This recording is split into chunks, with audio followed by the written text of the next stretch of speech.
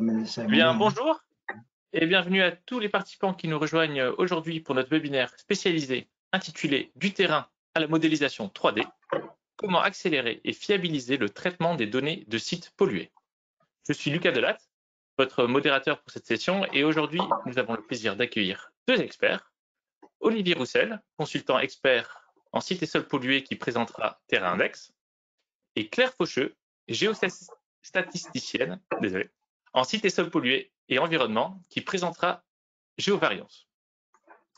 Nous avons organisé ce webinaire pour répondre à un besoin exprimé par le marché et afin de montrer les possibilités qu'offrent ces deux logiciels, ainsi que leur complémentarité.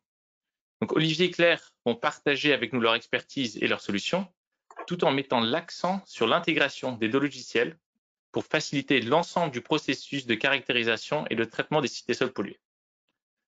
Avant de leur donner la parole, laissez-moi vous expliquer brièvement le déroulement de cette session. On commencera par deux présentations de 15 minutes chacune, suivies d'une session de questions-réponses à la fin de 10 minutes. Aussi, à la fin du webinaire, ou plutôt 24 heures après le webinaire, vous recevrez un mail avec un lien pour l'enregistrement qui vous permettra donc de voir le replay. Sachez aussi qu'en tant que spectateur, vos micros sont coupés, mais vous pouvez à tout moment poser vos questions dans le chat. Et donc, c'est ces questions-là qu'on utilisera pour la session questions-réponses à la fin. Olivier, je te passe la main. C'est à toi. Merci. Bonjour à tous. Olivier Roussel, donc travaillant pour Terrain Index. À l'origine, ingénieur agro de Rennes. Il est tombé dans les études de sol aux Pays-Bas quand j'étais un peu plus petit, où j'ai été consultant en sites et sols pollués. J'ai eu aussi l'occasion de travailler en Belgique et en France. Et à l'heure actuelle, je travaille pour Terrain Index, donc pour le support et le suivi technique des clients francophones. Terrain Index, en deux mots, est une entreprise créée en 1987 aux Pays-Bas et qui propose un logiciel en SaaS, en Software as a Service. C'est une solution qui permet de gérer la donnée depuis la collecte sur le terrain jusqu'à la rédaction des annexes, entre guillemets, pour un rapport d'étude. Il gère les données pour trois matrices, le sol, les eaux souterraines et des surfaces, et les gaz du sol et l'air ambiant. Terrain Index, c'est 25 années d'expérience aux Pays-Bas et qui, depuis 2020, grosso modo, se développe en direction de la France, mais aussi de l'Espagne. Donc voilà en deux mots. Et maintenant, je laisse la place à Claire pour parler de géovariance. Merci Olivier. Donc Claire Faucheux, moi je suis tombée dans la marmite de la géostatistique, également après l'agro de Rennes, par un heureux hasard. Donc à Géovariance, on est vraiment spécialisé en géostatistique dans le domaine environnemental, des sites et sols pollués, mais aussi pour les secteurs miniers et pétroliers, d'où notre implantation très internationale, comme vous le voyez sur la carte. Et Géovariance aujourd'hui a plus de 35 ans, avec des solutions vraiment dédiées pour la géostatistique. Donc on a des solutions logicielles clés en main dont je vais vous parler en partie aujourd'hui au travers du logiciel Cartotrack. Mais on peut aussi offrir des développements personnalisés. Et puis pour accompagner, on a des services aussi bien en termes de programmes de formation que d'activités de consulting pour réaliser des expertises en modélisation essentiellement 3 dimensions.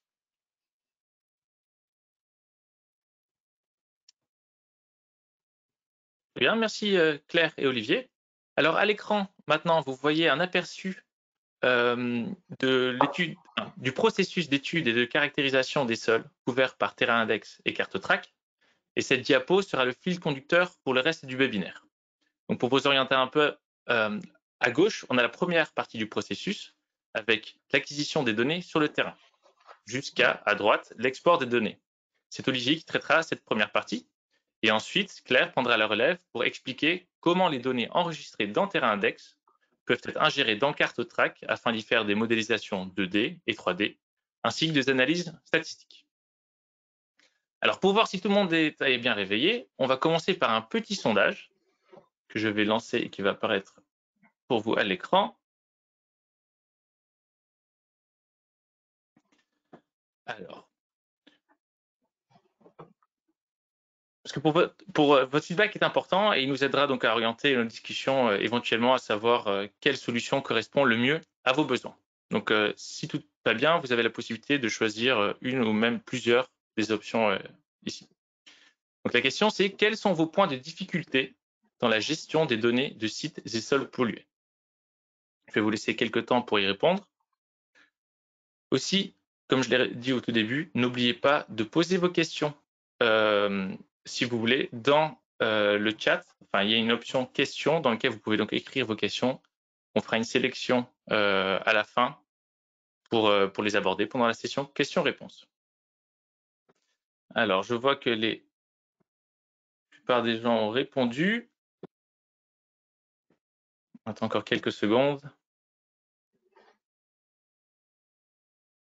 Donc, pour l'instant, le point le plus important, c'est les coûts, la complexité et l'interopérabilité des outils.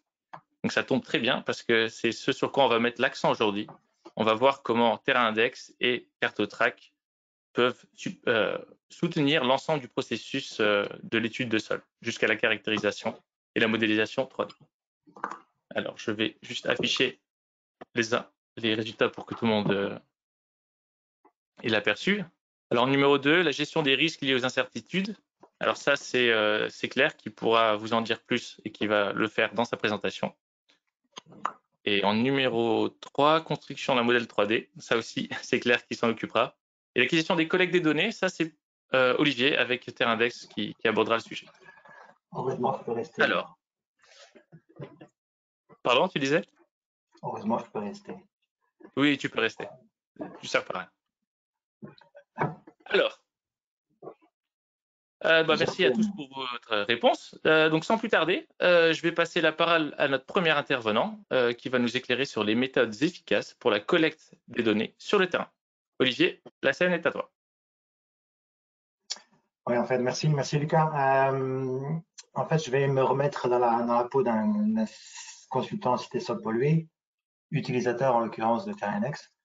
Et dans ce cadre-là, je vais me focaliser effectivement sur la partie supérieure du process qui est présenté à l'écran pour m'assurer de livrer des données correctes à un Cartotrack.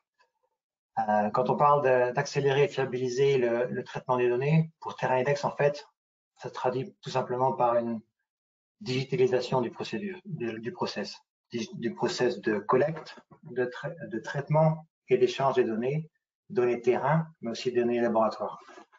Le but, c'est de générer des gains de temps et d'améliorer la qualité des données rassemblées pour en faciliter leur interprétation. En fait, pour moi, c'est pour la théorie, mais c'est quoi une bonne donnée?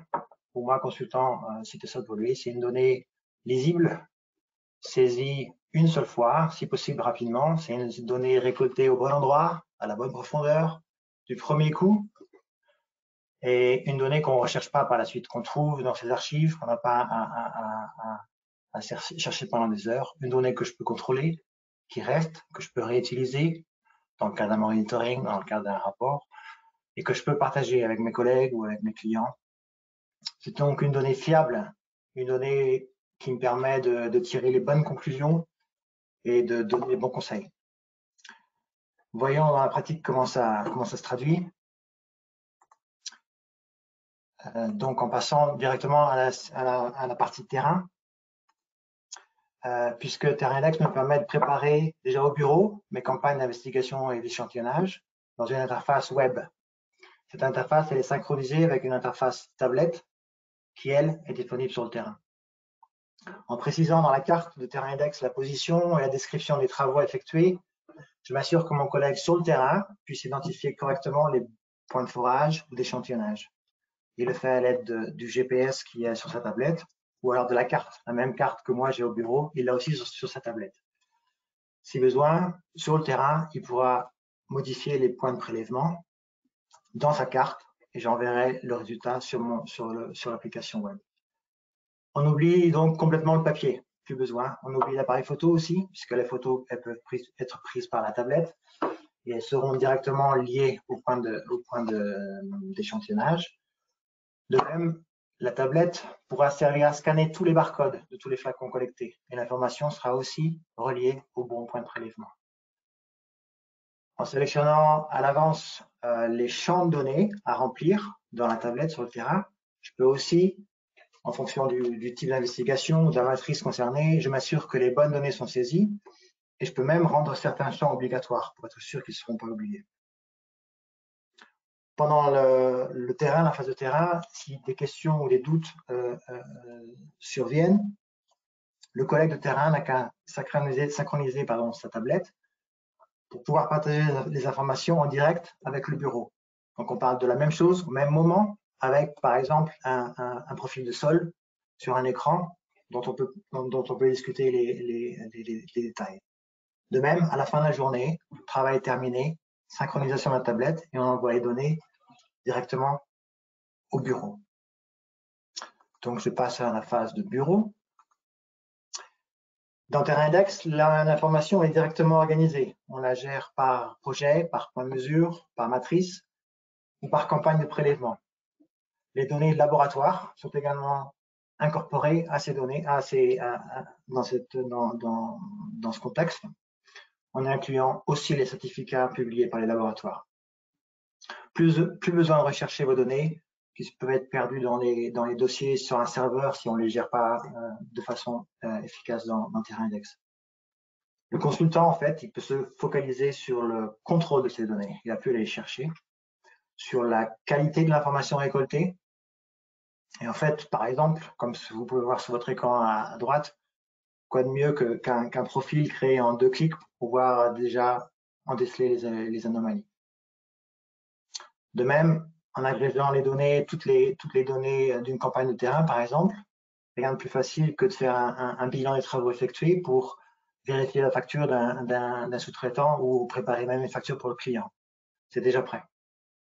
Au bout du compte, le temps qui n'est pas perdu à chercher la donnée, c'est du temps libéré pour exploiter la donnée.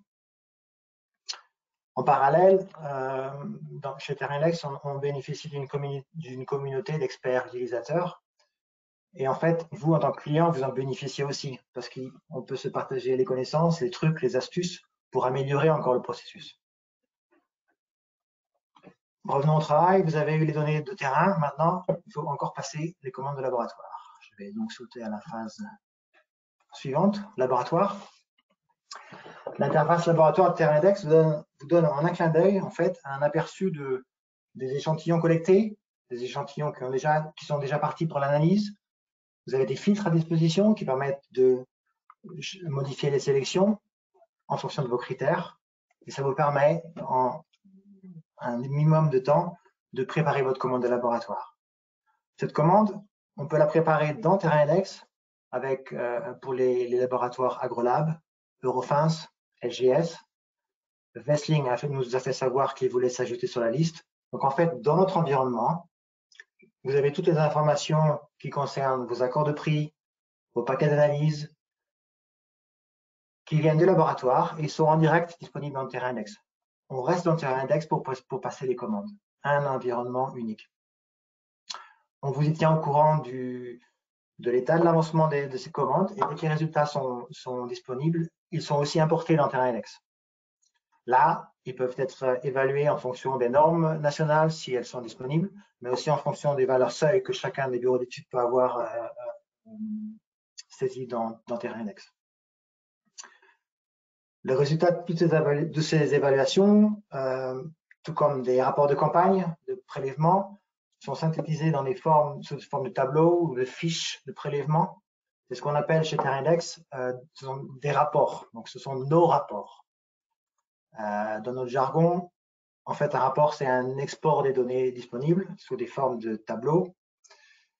Et ces rapports sont rassemblés dans une bibliothèque sous forme d'une part de rapports standards en format Word ou Excel, par matrice, mais aussi des formats personnalisables sont envisageables en termes de mise en forme, par exemple, ou de valeur seuil appliquée.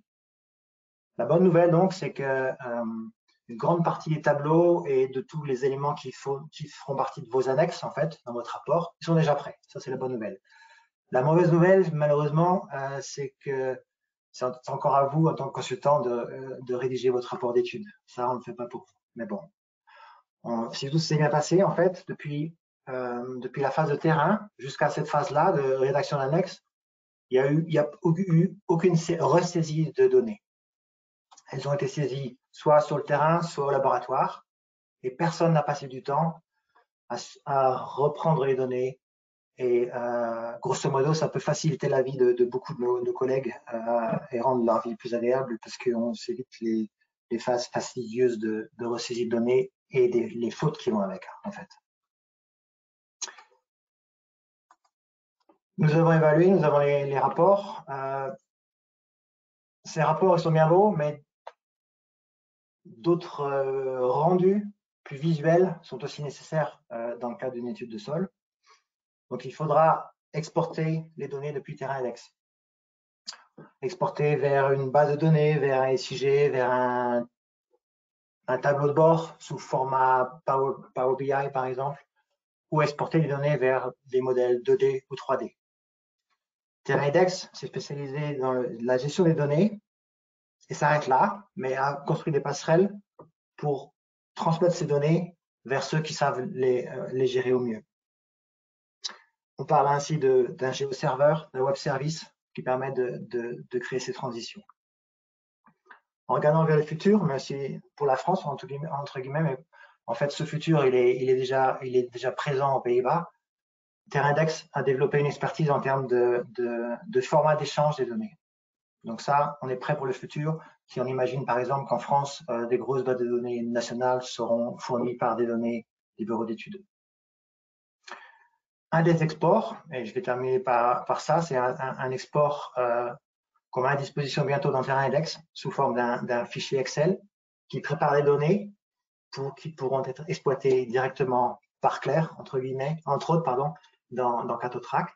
Il s'agit d'un fichier un fichier Excel qui rassemble les informations des points de mesure, des coordonnées, leurs limites, des limites, des horizons rencontrés et les résultats d'analyse qui en font partie. Mais là, c'est la part de Claire qui va tout de suite prendre la parole, je pense, après un nouveau sondage.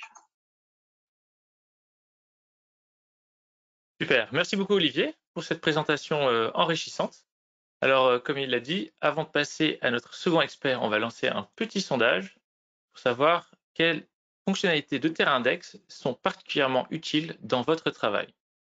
Alors là, je pense que ce qui est vraiment unique à Terra Index, c'est la communication directe avec les laboratoires qui permet donc d'envoyer les données et de recevoir les données directement sur la même plateforme et ensuite de créer des rapports à partir de ces résultats d'analyse et tout ça dans le même outil.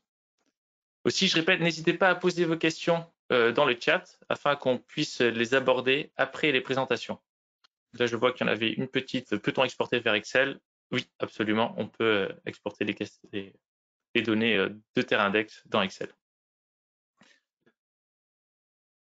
Alors, je laisse encore quelques secondes. Et je vais fermer le sondage et afficher les résultats. Alors, c'est en effet le module laboratoire qui l'emporte. C'est vrai que quand on présente ça, la plupart des gens sont assez enthousiastes de cette possibilité. Numéro 2, la génération des fiches de prélèvement. Oui, c'est vrai que le fait de ne pas avoir à recopier ces données, on aime faire du travail intéressant et ça passe quand même dans la catégorie du travail un peu bête.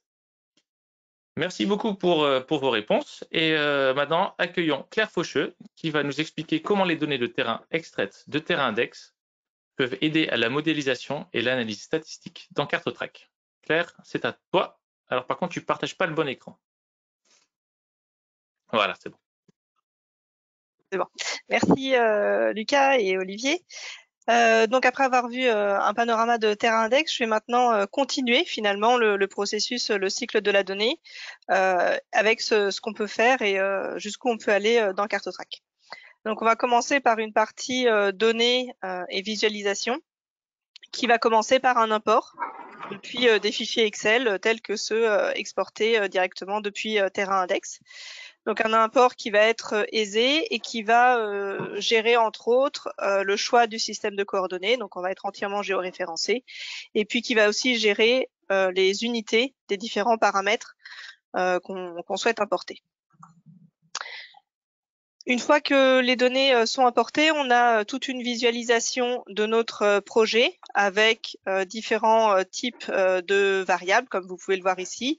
Donc on a les variables qu'on va vraiment souhaiter modéliser, et puis on peut avoir des variables auxiliaires. On peut aussi utiliser des variables lithologiques comme Olivier en a parlé. Ce qui est important, c'est qu'on ne va pas venir écrire directement dans les fichiers Excel, donc dans la base de données initiale. Les modifications qu'on va pouvoir être amené à faire restent dans Cartotrack et permettent de ne pas venir écraser les données brutes. On a également une étape de validation de la donnée qui est très importante, qui va permettre de gérer d'éventuels doublons d'échantillons, d'éventuels chevauchements verticalement, et puis de gérer automatiquement les limites de quantification. Une fois que ces données vont être importées, on va pouvoir les visualiser. Première visualisation possible à 2 dimensions, avec différents rendus possibles, des imports de fond de plan, et puis déjà une vérification possible de tout ce qui va être coordonné des sondages, voir si on n'a pas des sondages qui apparaissent en dehors du site complètement. Et puis on a une deuxième partie qui va être une visualisation 3D, où on va pouvoir visualiser nos échantillons, visualiser différentes surfaces qui vont déterminer des compartiments dans notre sol.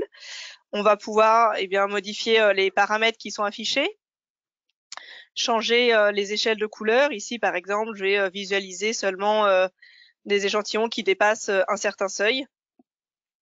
Et on va aussi pouvoir filtrer des valeurs pour aller observer et commencer à comprendre l'organisation de la pollution sur notre terrain. Toutes ces figures-là, on va pouvoir les récupérer également sous forme d'images pour les intégrer dans nos rapports. Et on va pouvoir jouer avec, ici par exemple, de la transparence et voilà, trouver les vues adéquates pour faire passer les messages qu'on souhaite faire passer. Après cette première étape de données et de visualisation qui est déjà primordiale pour, en termes de contrôle qualité, on peut rentrer encore plus loin dans la partie analyse statistique avec tout un module dédié à ces analyses qui va être interactif et dans lequel les différents graphiques que vous voyez ici vont être liés. Donc on va pouvoir regarder les corrélations entre paramètres, les voir où les points que l'on sélectionne d'un côté se trouvent sur l'histogramme ou sur une vue 3D. Et identifier ainsi d'éventuels problèmes, des outliers, des comportements un peu spécifiques dans certaines lithologies par exemple, puisque ce que vous voyez là, donc c'est l'ajout de boîtes à moustaches et donc de statistiques par compartiment.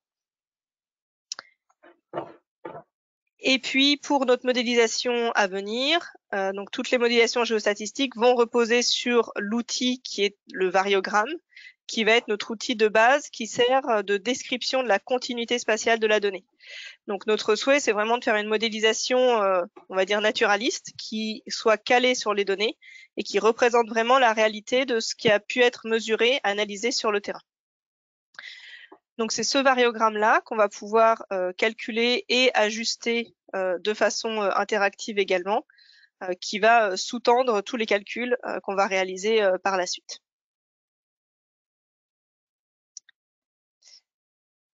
Une fois les calculs réalisés, on va pouvoir obtenir des cartographies. Alors, je vous le montre plutôt à 2D, mais à 3 dimensions, pardon. Mais elles sont bien évidemment faisables aussi à 2 dimensions. Ces cartes-là, elles peuvent gérer plusieurs paramètres à la fois. On va pouvoir représenter, si on est en 3 dimensions, représenter couche par couche, finalement, pour une altitude donnée, la carte à une altitude précise. Et puis, on a différentes façons de rendre finalement l'intérieur de notre modèle 3 dimensions, puisque on a la particularité d'avoir comblé les vides entre les sondages, les parties qu'on ne connaissait pas sur le site. Nos algorithmes, ils vont être optimisés, ce qui va permettre d'obtenir des résultats rapidement. Et par contre, tout ce qui est rendu va être très customisable à la demande pour que vous puissiez obtenir ce que vous voulez en termes de communication et de rendu de résultats. On va également pouvoir, au moment de la modélisation, choisir le domaine qu'on souhaite modéliser. Donc, soit limiter les couches qu'on veut interpoler, soit ne faire qu'une partie du site parce qu'elle a eu un historique particulier. Et puis, on va aussi s'adapter à la maille qu'on souhaite utiliser. Donc, on peut faire des cartographies fines, comme vous avez vu juste avant, ou ici, ce que vous voyez sur le bloc 3D, des cartographies plutôt orientées dépollution, avec des mailles de 10 mètres par 10 mètres ou de 15 mètres par 15 mètres, par exemple. Et tout ça va être paramétrable et important en termes de résultats. Justement, en termes de résultats, après ces cartographies, on va pouvoir faire de nombreux post-traitements qui vont viser notamment à calculer les volumes de terre qu'il va falloir aller traiter sur le site, calculer les masses de polluants qui sont en jeu pour, au final, pouvoir prendre des décisions. Donc, sur la base des cartes obtenues précédemment, donc on a non seulement des cartes de concentration, mais aussi des cartes d'incertitude, puisque finalement, entre les sondages, on ne connaît pas la vraie valeur des concentrations. Donc, on a une quantification de cette incertitude entre les sondages. En termes de prise de décision, on va pouvoir calculer des volumes en fonction de différents seuils, comme vous le voyez défiler ici, mais aussi pour un seuil donné, en fonction de différents risques. Alors, de quel risque on parle ici? On parle de risque de potentiellement laisser de la pollution sur le site. Chaque maille va avoir un certain pourcentage de risque de dépasser le seuil qu'on souhaite utiliser. Et il y a des mailles pour lesquelles on va avoir à peu près aucune incertitude, on est sûr qu'elles vont devoir être dépolluées. Des mailles qui vont être pratiquement certainement saines. Et puis, il y a des mailles intermédiaires pour lesquelles on ne sait pas forcément exactement. Et donc, ça, c'est des mailles incertaines. Et en fonction du risque qu'on va considérer, ça va engendrer également des volumes différents. En termes de rendu, précisément, et ce qu'on va pouvoir envoyer, nous, aussi dans nos rapports, un peu comme le fait Terrain Index, ça va être des tableaux, des figures, et puis des courbes telles que celle-ci, qui vont aussi prendre en compte ici les incertitudes. À noter que dans cette gestion des seuils et des multiparamètres, on a également une gestion des filières, donc de filières imbriquées, c'est ce que vous voyez sur le bloc 3D ici, où on voit du coup l'envoi de terre, alors dans une optique plutôt excavation, dans différentes filières de gestion. Et puis pour terminer le travail, finalement, une fois qu'on a identifié quelle maille devait être traitée en termes de dépollution, on peut utiliser Cartotrack pour préparer un plan d'excavation et du coup calculer non seulement les volumes pollués, mais aussi les volumes d'accessibilité situés au-dessus de ces volumes impactés. Avec de nouveau une interactivité et une ergonomie facilitée qui permettent de venir retravailler à la main ces plans d'excavation. Et dernière utilisation possible également sur la base des résultats qu'on a obtenus auparavant. Donc, on a des cartes en termes de teneur, des cartes de concentration, mais on a aussi, comme ici, des cartes de probabilité de dépassement de seuil qu'on va pouvoir utiliser, par exemple, pour voir s'il nous reste à la fin des zones incertaines, si nos fourchettes de volume estimées sont très larges, et du coup orienter dans les zones intermédiaires avec des risques intermédiaires, pouvoir orienter éventuellement vers de nouveaux sondages, des sondages complémentaires, pour aller faire des campagnes itératives. Et du coup, on en revient finalement à notre schéma général, où dans le cas où on a des fortes incertitudes et où on souhaite aller compléter notre information, on va pouvoir reboucler et retourner sur le terrain, repasser dans Terrain Index, etc. Super, merci beaucoup Claire pour cette belle présentation très détaillée avec de beaux visuels. Alors, avant de passer à la session questions-réponses, on va lancer notre dernier petit sondage concernant Cartotrack. Quelle fonctionnalité de Cartotrack que vous venez de voir serait particulièrement utile dans votre travail? Moi, personnellement, ce que je trouve très intéressant, c'est la qualité des visualisations en 2D et 3D et l'intuitivité et l'interactivité de l'interface qui permet vraiment de former rapidement une idée et de prendre des décisions informées. Côté visuel, moi, ça me parle beaucoup. C'est vrai que pour faire des présentations, ça aide. Alors, encore quelques secondes pour permettre à tout le monde de répondre. Alors, je ferme et j'affiche les résultats. Donc là, ça colle bien à ce qu'on avait vu au tout début du premier sondage. Le grand gagnant, c'est le calcul des volumes de terre et des masses de polluants. Et ensuite, la visualisation des données 2D ou 3D. Donc voilà, ça permet de bien se former une idée. Merci pour vos réponses. Alors, pour récapituler, donc Terraindex, CartoTrack, ce sont deux produits qui s'intègrent dans un même process. Des solutions standards, mais aussi personnalisables. Terraindex vous fournit donc un outil du quotidien qui peut faciliter la vie des utilisateurs. Il permet aux techniciens et aux consultants d'effectuer plus efficacement des tâches répétitives et peu intéressantes, et ainsi d'optimiser leur temps afin qu'ils puissent consacrer leur énergie et leur expertise aux tâches qui ont une forte valeur ajoutée pour vos clients, mais aussi pour votre entreprise. Quant à CartoTrack, le contrôle qualité avancé des données permettant une modélisation robuste et rendant accessible la géostatistique. Il fournit des outils d'aide à la décision dans un contexte complexe et incertain, permettant de sécuriser les budgets.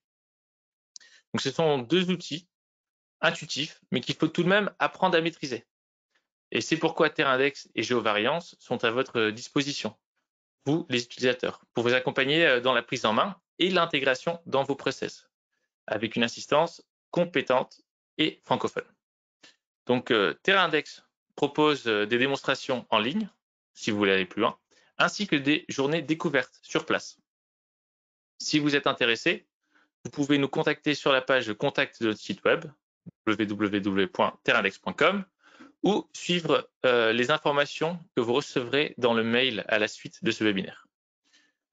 Pour ceux qui veulent essayer CartoTrack, GeoVariance propose des séminaires spécialisés sur la géostatistique ainsi que des formations plus avancées sur l'estimation des volumes contaminés. Dans les deux cas, ces formations peuvent être planifiées ou organisées sur demande. Donc, n'hésitez vraiment pas à nous contacter par la suite. Alors, c'est maintenant le moment de répondre à vos questions. Et donc, si ce n'est pas encore fait, n'hésitez pas à les soumettre dans le chat. Par souci de respect du temps de chacun, on va d'ailleurs, en 30 minutes, il nous reste encore largement le temps. Mais si je vois des questions similaires, je vais les regrouper. Et si votre question n'est pas abordée là maintenant, ne vous inquiétez pas, on vous contactera personnellement dans les jours qui viennent pour y répondre directement. Alors, on a commencé par Terraindex, donc je vais poser la question à... On va commencer par Terraindex, oui, et je vais poser la question à Olivier. Question de Marie. Peut-on connecter une antenne GPS avec Terraindex? J'ai déjà répondu à Marie. Mais ça peut être intéressant pour les autres participants, j'imagine. Ouais, au cas où la précision du GPS de la tablette n'est pas suffisante, on peut effectivement connecter une antenne externe. On a quelques antennes avec lesquelles on travaille en particulier, mais en tout cas, Terraindex saura communiquer avec cette antenne. Donc oui, la réponse. Très bien, merci. Alors, pour compléter, on a éventuellement aussi, nous, la possibilité de positionner des points avec des GPS dans la partie 2D de CartoTrack. Une question pour GeoVariance, toi, Claire, de la part de Jérémy. Est-ce que l'utilisateur a la possibilité de gérer le paramétrage de son interpolation? Oui, complètement, et c'est vraiment un leitmotiv chez nous de ne pas considérer que c'est une boîte noire. Donc, il y a que vous avez aperçu, là, on a toute la paramétrisation du variogramme, si ça vous parle déjà, aussi bien le variogramme expérimental que sa modélisation. Et puis, ce que j'ai pas montré derrière, c'est tout ce qui est paramétrage du voisinage au moment de l'interpolation, le choix de la grille, de sa position. Et puis après, alors en termes vraiment de moteur géostatistique, donc on fait soit du crigeage, soit des simulations géostatistiques. Pour les simulations, on peut choisir aussi son nombre de simulations. Très bien, merci. Alors ensuite, question de Béatrice. Comment est-ce qu'on passe concrètement de Terraindex à CartoTrack? Je vais expliquer très rapidement, c'est vrai, mais donc pour l'instant, dans Terraindex, on prépare un set de données qu'on exporte via un fichier Excel. Et ce fichier Excel, il est importable donc dans Cartotrack. On a donc deux logiciels différents. Mais il va avoir directement la bonne mise en forme pour être importé dans Cartotrack. Donc, il n'y a vraiment pas grand-chose à faire si ce n'est 3 clics pour définir les variables dans Cartotrack. Peut-être une question complémentaire. Est-ce qu'il y a lieu de passer les données de Cartotrack à Teraindex ou c'est... Alors, en termes d'export depuis Cartotrack, à la fin, et puis ça répond peut-être un peu à la question suivante, sur le transfert de, j'en profite Lucas, le transfert de données de Cartotrack vers Mensura. En termes d'export, on va avoir donc des images géoréférencées, pardon, donc typées géotif par exemple.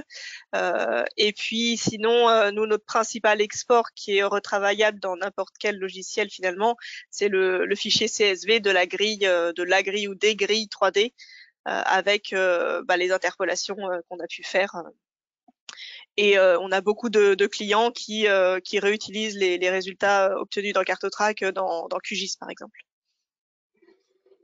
Très bien. Alors, je vais continuer avec... La question, Lucas. pardon. Les données Cartotrack dans Teraindex, on ne sait pas quoi en faire. On n'en a pas l'usage, en fait. C'est un autre domaine. Mais voilà. Très bien. Alors, pour toi, Claire, à nouveau, une question de la part d'Eric. Comment gérer les incertitudes? Parce que j'imagine que donc Cartotrack permet de quantifier l'incertitude. Oui. Une fois qu'on a cette incertitude, qu'est-ce qu'on en fait? On en discute. On fait un grand pas sur la quantification des incertitudes. Reste effectivement à prendre des décisions. Donc, on fournit des outils d'aide à la décision. Après, on ne va pas remplacer l'utilisateur en termes de prise de décision. Ça se discute en général. Alors moi, quand je travaille en expertise, je le discute avec les clients qu'on a du côté expertise. Donc en termes de volumes qui vont être engendrés par tel ou tel risque qu'on décide de prendre en considération. Et puis après, c'est des discussions avec l'administration, etc. Et si on juge que les incertitudes sont trop grandes, l'intérêt c'est aussi de le savoir tôt. Et donc de ne pas partir bille en tête vers le chantier, de se dire attention là, en fait, je ne sais pas vraiment ce qui se passe à cet endroit-là ou pour ce type de polluant ou je ne sais quoi, et donc de préconiser des sondages complémentaires pour essayer de diminuer les incertitudes dans les endroits où on en a beaucoup.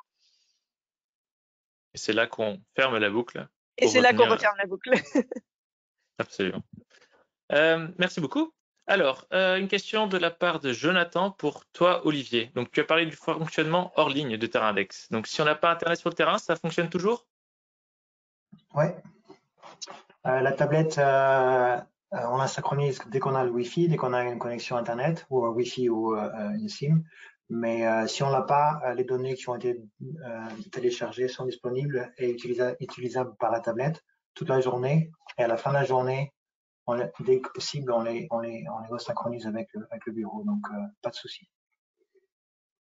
Très bien. Je pense que ça répond à la question.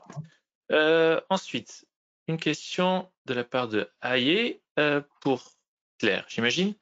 Comment établir une grille, donc nombre, répartition et profondeur d'échantillonnage de polluants d'origine sanitaire déversés dans des rivières, des milieux hétérogènes, matériaux, granulométrie différentes, afin d'optimiser les calculs?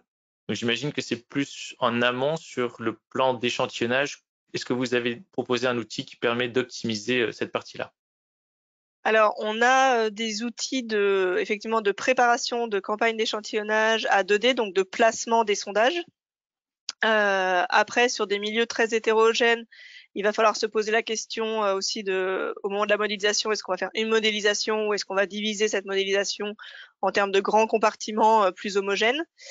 Alors j'imagine que quand on parle des polluants déversés dans la rivière, là c'est pour les sédiments plus que pour l'eau.